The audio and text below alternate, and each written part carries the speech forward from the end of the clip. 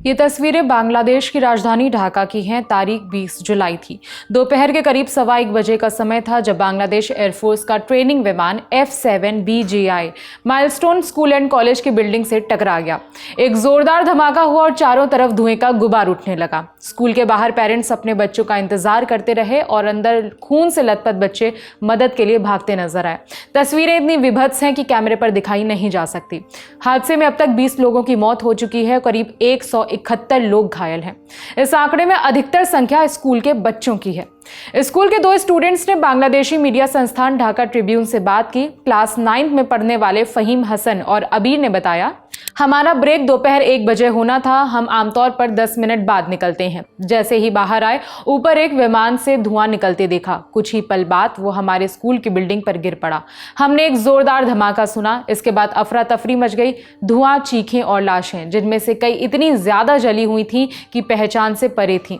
Building के जिस हिस्से में प्लेन गिरा वहां क्लास 1 to 5 के बच्चे पढ़ते हैं। सज्जाद शादी नाम के एक स्टूडेंट ने बताया कि जब हादसा हुआ मैं मैदान पर था, बिल्डिंग से सिर्फ 2 गज की दूरी पर।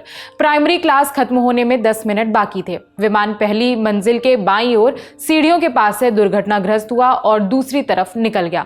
मैंने अपनी आंखों से 6 बच्चों और 2 टीचर्स को भागते हुए देखा, लेकिन कई लोग की हालत बहुत खराब थी। 16 घायल या फिर शायद मृत लोग मेरे सामने ही निकाले गए। बच्चों का शरीर जल रहा था, वो चिल्ला रहे थे। कई बच्चे आग की लपटों में घिरे हुए थे। कुछ बच्चे अपने पेरेंट्स के पास पहुंचे। उनके शरीर खून से लथपथ और जले हुए थे। कुछ सदमे में थे, जिनके शरीर से मांस गिर रहा था। उन्हें कपड़े में लपेटकर एम्बुलेंस में ले जाया गया। न्यूज एजेंसी PTI के मुताबिक एक घायल टीचर ने बताया कि प्राइमरी क्लास के बच्चों की छुट्टी होने वाली थी और वो बाहर निकलने की तैयारी कर रहे थे। हादसे को याद करते हुए टीचर ने कहा, इससे पहले कि हम समझ पाते कि क्या हो रहा है, चारों ओर आग की लपटें उठने लगीं। चीजें नजर आना बंद हो गईं। मुझे बस आग और फिर धुआं ही दिखाई दे रहा था। मेरे दोनों हाथ जल गए थे। मुझे सांस लेने में तकलीफ हो रही थी। चेहरा और कान झुलस चुके थे। हादसे के चश्मदीद बताते हैं कि एम्बुलेंस के अलावा रिक्शे से भी घायलों को हॉस्पिटल ले जाया जा रहा था। नूरुज्जमा मृधा नाम की एक टीचर ने बताया कि हमने कुछ जले हुए घायलों को रिक्शा और वैन में पहुंचाया। उनके कपड़े फटे हुए थे। कुछ घायल तो ऐसे भी थे जो खुद ही जले हुए शरीर के साथ पैदल गाड़ियों तक जा रहे थे। रिपोर्ट्स के मुताबिक क्रैश हुए विमान को चाइना निर्मित बताया जा रहा है। हादसे का कारण फिलहाल मैकेनिकल फॉल्ट सामने आया है। बांग्लादेश में अंतरिम सरकार ने 22 जुलाई को एक दिन का राजकीय शोक घोषित किया है। इस दिन बांग्लादेश और विदेशों में स्थित उसके दूतावासों में राष्ट्रीय ध्वज आधा झुका रहेगा, बांग्लादेश का राष्ट्रीय ध्वज।